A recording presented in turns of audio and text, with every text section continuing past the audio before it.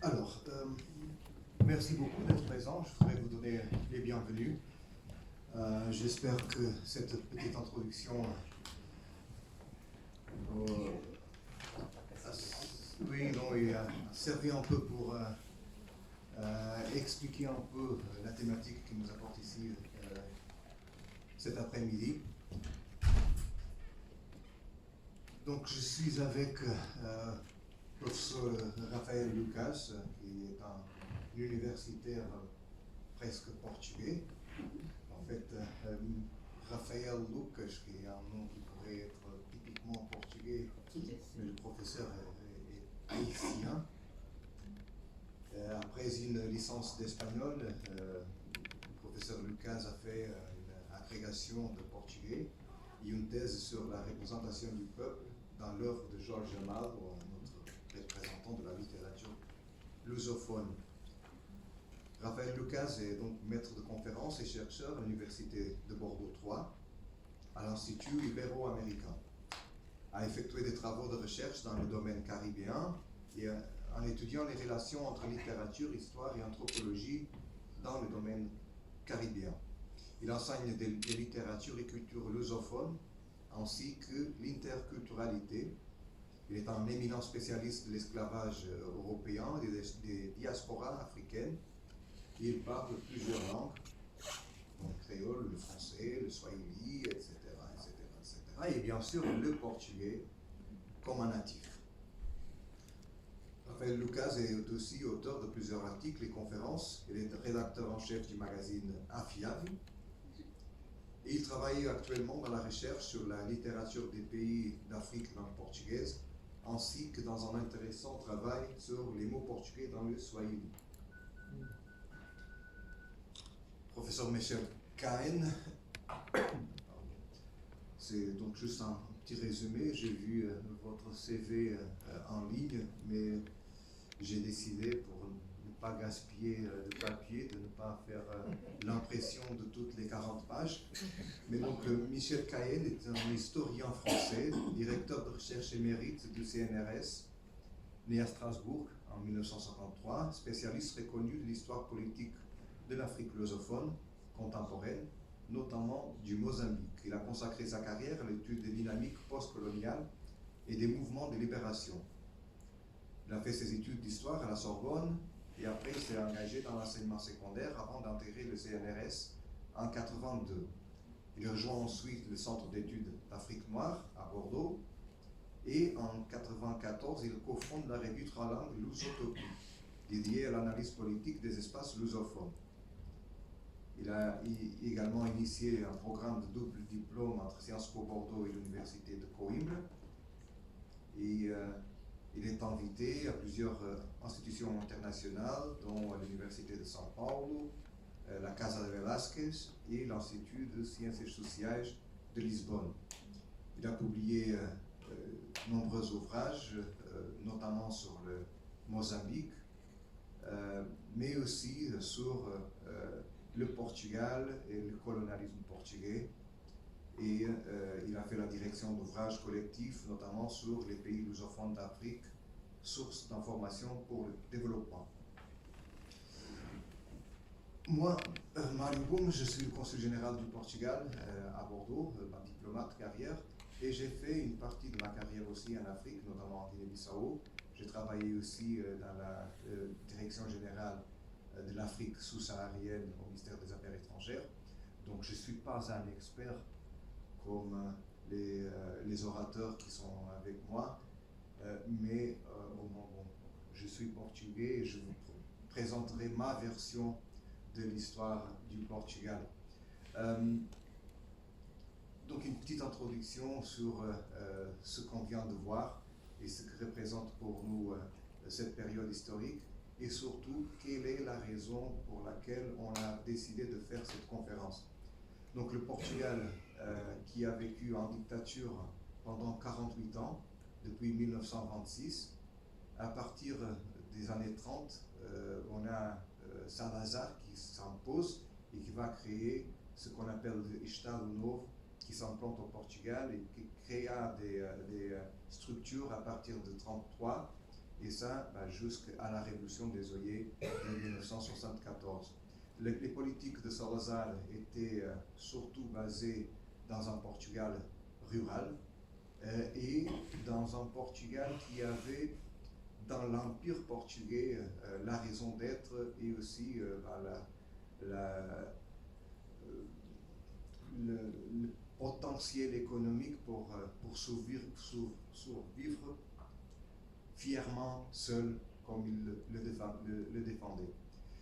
Et c'est pour cette raison que dans un moment où les autres pays européens se lancent dans un processus de décolonisation, que le Portugal le va refuser d'une façon claire. D'abord, le régime a essayé de faire un peu ce que d'autres pays européens ont fait, donc de dire au monde, et notamment aux Nations Unies, qu'on n'avait pas de colonie. Ce qu'on avait était des prouvances en Outre-mer. C'est pour ça que, donc pour nous, la guerre, c'était la guerre de l'Outre-mer, pas des guerres coloniales, parce que ça n'existait pas. Le Portugal n'avait pas de colonie. Mais si cette stratégie a bien fonctionné pour d'autres pays, pour le Portugal, qui avait un régime dictatorial fasciste, qui était complètement isolé au niveau du système international, cette stratégie n'a pas fonctionné. Donc la guerre, ou les guerres, vont commencer en 1961. 61 était vraiment une année très marquante parce qu'on a eu l'invasion de l'Inde portugaise, Goa, Damang et Diu, par l'Union indienne. On a eu aussi l'invasion de notre forteresse au Bénin par le Dahomey, l'actuel Bénin. Et surtout, on a eu le commencement de la lutte armée en Angola contre le régime dictatorial portugais. En 63, une nouvelle ligne de guerre va s'ouvrir en Guinée-Bissau. Et finalement, en 64, le conflit va s'élargir aussi au Mozambique. Dans les autres colonies, même s'il y avait aussi des mouvements de libération nationale, en fait, on n'a jamais vraiment eu de combat. Ni à São Tomé, ni au Cap-Vert, dont l'indépendance était défendue à travers la lutte armée par le PAIGC, mais dans le territoire de la Guinée-Bissau, ni en Timor-Leste, où la force armée, donc la lutte armée contre le régime portugais n'a jamais eu vraiment d'expression.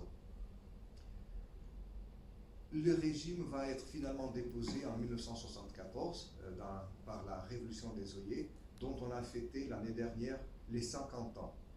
Le gouvernement portugais a commencé les commémorations des 50 ans de 25 avril déjà en 2022 et elles vont se prolonger jusqu'à 2026.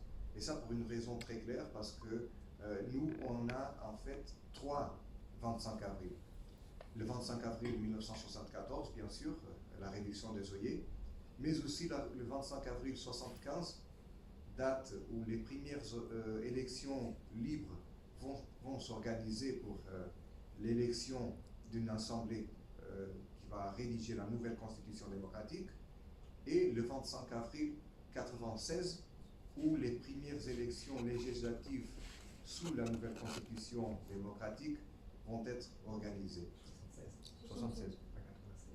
Ah, pardon. Donc 96, c'était déjà avant. Donc, voilà, donc on a 3-25 avril, les Italiens, les pauvres, ils n'ont qu'un seul. C'est aussi une date très importante de libération pour l'Italie. C'est la chute de Mussolini, c'est le 25 avril. Et eux, ils ont aussi l'œillet rouge comme symbole de leur libération. Donc nous, on parle de guerre d'outre-mer, mais pour les mouvements de libération nationale, c'était quelque chose de complètement différent. Professeur Cahen. Oui, bien sûr, le Portugal ne pouvait pas reconnaître qu'il s'agissait de guerre coloniale. D'ailleurs, quand la question coloniale est arrivée à l'ONU, déjà pendant les années 50, Salazar disait « Messieurs les décolonisateurs, vous êtes arrivés trop tard, la décolonisation chez nous est déjà faite. » tout simplement parce qu'en 1951, il y avait eu un changement de constitution largement cosmétique, pas entièrement, ça avait aussi quelques significations au sens de plus de centralisation politique. Les anciennes colonies, le nom était utilisé depuis 1926, un peu avant, mais surtout officiellement depuis 1926, parce qu'en fait, avant, sous la monarchie libérale, on parlait de province d'outre-mer.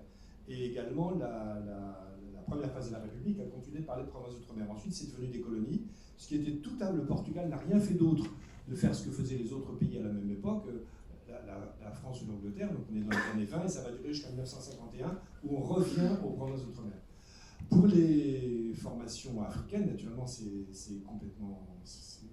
complètement différent. Et donc, elles vont apparaître après des histoires un peu complexes. Si on a du temps, je pourrais rentrer dans certains détails. Mais donc, on a en Guinée-Bissau, enfin, en Guinée portugaise, on a principalement le PAIGC, Parti africain pour l'indépendance de la Guinée et du Cap-Vert, dirigé par quelqu'un dont vous avez certainement entendu parler, qui s'appelle Amilcar Cabral, un grand révolutionnaire africain, un très bon agronome et un grand intellectuel qui a le plus théorisé la lutte de libération dans la population paysanne. Il y avait aussi un autre groupe, le FLING, Front de Libération Nationale de la Guinée, parce que dès le début, cette histoire d'union avec le Cap-Vert n'a pas fait l'unanimité dans la population. Parce que ça, c'est une vieille histoire. Très souvent, la population capverdienne avait été utilisée en Guinée-Bissau par les Portugais dans les fonctions inférieures ou médianes de l'administration coloniale. Très souvent, l'administrateur colonial, ce n'était pas un blanc, c'était un capverdien, qui en général n'était pas blanc. En Angola, là, il y avait une encore plus grande diversité. L'Angola, c'est la plus grande des colonies, hein, plus d'1 million de kilomètres carrés. Bon. Alors que la Guinée-Bissau, c'est très petit, hein, c'est comme la Belgique, c'est 33 000 km à marée basse, 28 000 km à marée haute. Bon. L'Angola, c'est très très grand, et cela signifie qu'en fait, ce dont nous parlons là, ce sont des espaces de pertinence coloniale. C'est pas du tout une nation. En Angola, il y a des groupes qui ne se connaissent absolument jamais. Ils peuvent savoir qu'ils sont dans la colonie de l'Angola. Ils peuvent savoir que le gouverneur général portugais est à Luanda. Mais ça n'a aucun sens pour eux.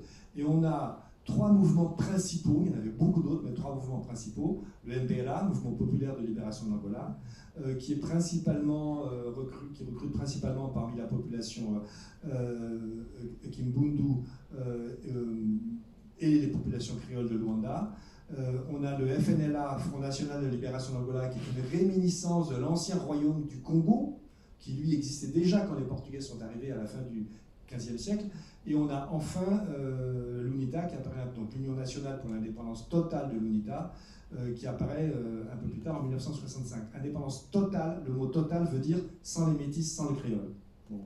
Donc c'est un parti assez indigéniste. Et au Mozambique, on avait des petits groupuscules, mais en fait, aucun d'entre eux n'a réussi à devenir un véritable front de libération nationale, et c'est le FRELIMO, Front de libération du Mozambique, qui, créé en 1962, réussit petit à petit, non pas à unifier, mais à devenir le seul mouvement qui fonctionne. Là, c'est plus une unicité qu'une unité librement consentie. Et naturellement, pour tous ces partis, c'est une lutte anticoloniale, et elle est reconnue comme lutte anticoloniale par l'ONU, par l'EUA. Certains de ces partis vont devenir les représentants officiels, uniques et légitimes du peuple de l'Angola, de la Guinée ou du Mozambique. Et bien sûr, ça ne veut pas dire que dès le début, ils étaient pour la lutte armée. Par exemple, le premier président du FRELIMO, donc Eduardo Mondlane, qui était un Mozambicain du Sud, de formation protestante, très chrétien, il fait une théologie de la libération protestante, si l'on peut dire. Lui, au départ, il n'était pas du tout favorable à la lutte armée. Il a essayé de discuter avec... il avait quelques rapports, notamment avec Adriano Moreira, qui a essayé de le nommer professeur à l'université de Lisbonne.